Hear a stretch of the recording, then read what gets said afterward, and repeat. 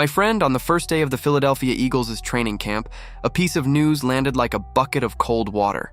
And the worst part wasn't even the news itself. The worst part was the way it changed size in less than 24 hours. First, the front office came out publicly and smoothed things over, guaranteeing that everything was under control, that there was no reason at all to worry, that the injured star would be ready for the start of the season. Everybody breathed a sigh of relief.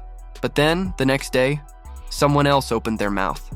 A person known across the entire league for never sugarcoating anything, for telling the raw, naked truth no matter who it hurts.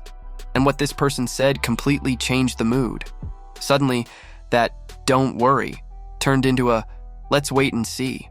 And when a guy like that hesitates, my friend, the alarm starts to ring. Because maybe the entire Eagles defense is facing a problem far bigger than they were willing to admit. The truth is that this story could compromise the very most expensive piece the front office brought in this offseason. And it's about that risk that we need to talk with total honesty. If you're a diehard Eagles fan, hit that like button right now and subscribe to the channel, because understanding the real severity of this injury is understanding whether Philadelphia is going to start the season at full strength or limping right out of the gate. There's no sweeping this under the rug. Let me show you exactly who got hurt and why the change in messaging set off so many red lights. Let's go back to the beginning of it all. This offseason, the Eagles invested heavily to solve one specific point on the defense. They wanted a leader to command the pass rush, a battle-tested veteran to pull along a young group full of talent. The franchise opened the vault, spent trade capital, handed over a fat contract, and bet all their chips on this man to be the number one of the defensive line. He was, without exaggeration, one of the biggest signings of the year in Philadelphia.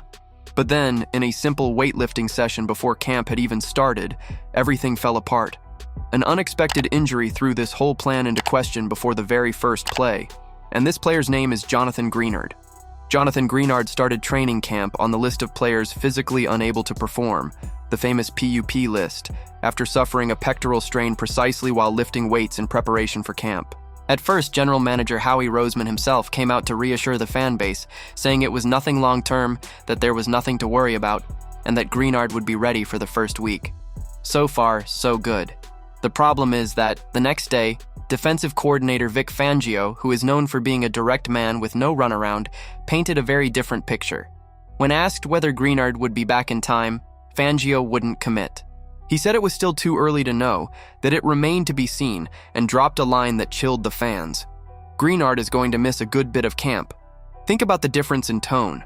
On one side, the general manager saying everything's fine. On the other, the brain of the defense shrugging and saying nothing can be guaranteed. And here comes the math that scares you. The season starts on September 13th. If Greenard isn't ready by then, we're talking about an absence that stretches out to about 6 weeks, leaving the Eagles without their main pass rush man during almost the entire preparation period. And to understand why this is so serious, you need to know the size of the investment Philadelphia made in this player. Greenard was not just any gamble. The Eagles acquired him in a trade with the Minnesota Vikings during the draft, giving up third-round picks to bring him in, and right afterward, they poured a massive contract on him, 4 years and $100 million, with $50 million fully guaranteed, placing him among the highest-paid edge rushers in the entire league, with an average salary in the neighborhood of $24,750,000 per season, which makes him the 6th highest-paid player on the entire Eagles roster. In other words, he's not a luxury backup. He's the backbone of the defensive plan. And what's more, Greenard arrived precisely to fill the void left by the departure of Jalen Phillips, that pass rusher the Eagles had brought in during the middle of last season, and who ended up leaving for the Carolina Panthers on a giant contract of 4 years and $120 million. Without Greenard on the field, the harsh truth is that the Eagles' pass rush drops back practically to the level it was before. And that's terrible for a team that managed only 42 sacks last season, a thin number by the franchise's standards. A franchise that once reached a monstrous 70 sacks back in the year 2022. Add to that an even more delicate detail. Greenard already comes with a recent injury history, having undergone shoulder surgery after a difficult past season in which he recorded only 3 sacks in 12 games and also missed 5 games precisely because of shoulder problems. And keep in mind, we're talking about a player who, when healthy, is dominant. He once had 12.5 sacks in a season with the Houston Texans and another 12 sacks in a campaign with the Vikings. In other words, the talent is not up for debate. The question that has followed his career has always been durability. And on top of it all, he's still learning a completely new defensive scheme, Fangio's. Losing precious weeks of practice means losing exactly the time to absorb this system and build chemistry with his new teammates. So what do the Eagles do from here? The good news is that the contingency plan was already set up on the very first day of camp. With Greenard out, Jalix Hunt was positioned as the edge rusher on the right side, and Nolan Smith stayed on the left side. But pay attention, because this actually hurts Hunt himself. The Eagles' original idea was precisely to give Hunt reps on the left side, since Greenard is going to play predominantly on the right. With the absence, that development plan goes down the drain. Beyond them, two names gain immediate importance: AJ Epinesa and Arnold Ebiketie, who show up as the second wave of pass rushers and are now going to have their roles expanded. Epinesa, by the way, was a smart signing made right after minicamp, and Fangio has already publicly praised the way he's been absorbing tasks he had never done before in his career. And there's still an old familiar face hovering in the air as a possible emergency solution: the eternal Brandon Graham. When asked about a Graham return, Fangio joked that he's at the mercy of Howie Roseman. In other words, the door isn't closed, but the decision is in the hands of the front office.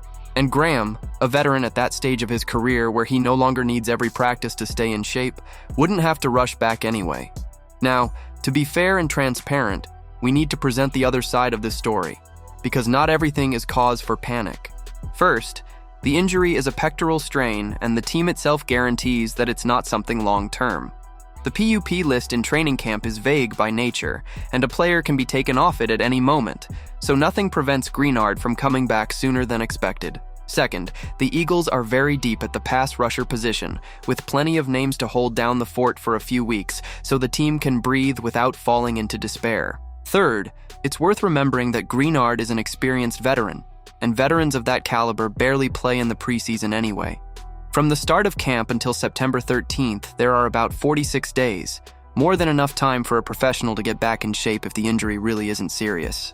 And fourth, the mere possibility of a Brandon Graham return already works as a kind of emotional insurance policy for the fan base, a card up the sleeve that the front office can play if the situation really gets tight. In other words, there's reason for attention, but there's still no reason to ring the bell of despair. At the end of the day, everything will depend on how Greenard's body responds over the coming weeks, and that's something nobody can predict with total certainty today. So now, I turn it over to you, the one who truly understands this team. Looking at the difference between Roseman's calm messaging and Fangio's caution, who do you believe more when it comes to the real severity of this injury? Do you think the Eagles should activate the bat signal and call Brandon Graham back now, just to be safe? Or is it better to trust the depth that already exists on the roster and wait for Greenard to recover calmly? And tell me one thing, if Greenard really isn't 100% in the first week, would you rather see him forcing it on the field or staying out to take care of himself and come back whole later on? Drop your opinion down here in the comments because I read every single one of them. Don't forget to hit that like button and subscribe to the channel if you want to follow closely every update on the Eagles' health heading into the season. And I'll be back later to update you with the latest news out of Philadelphia.